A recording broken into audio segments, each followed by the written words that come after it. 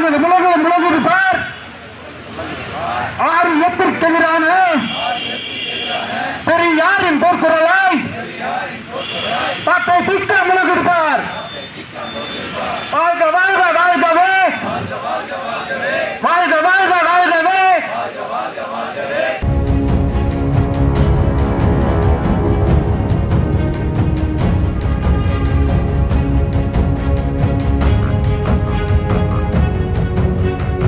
தந்தை பெரியாரின் 144வது பிறந்த நாளை முன்னிட்டு தமிழ்நாடு முழுவதும் பல திராவிட அமைப்புகள் பல்வேறு இடங்களில் அவரது திருவுருவ சிலைக்கு மாலை அணிவித்து மரியாதை செலுத்தப்பட்டு வருகின்றனர்.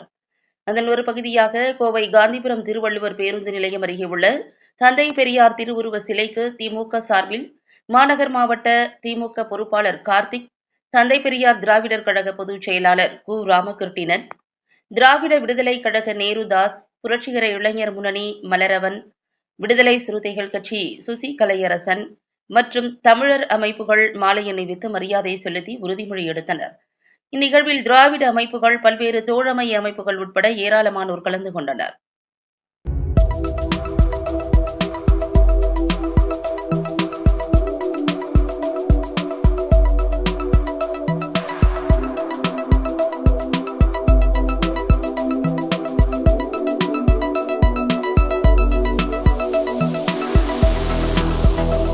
பெரியார் அவர்களின் 146வது பிறந்த நாளை மனிதநேயம் மிக்க உலக மக்களால் இன்றைக்கு உலகம் முழுவதும் வாழ்கின்ற தமிழர்களாலும் கொண்டாடப்படுகின்றது.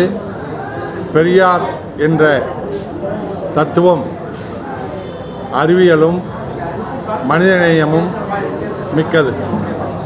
அந்த வகையில் எங்கெல்லாம் சமத்துவம் இல்லையோ, எதிலெல்லாம் சமத்துவம் இல்லையோ அதை சமத்துவப்படுத்துவதே பெரியாரின் கொள்கையாகும். அதற்காகவே அவர் 95 ஆண்டு காலம் வாழ்ந்தார்கள்.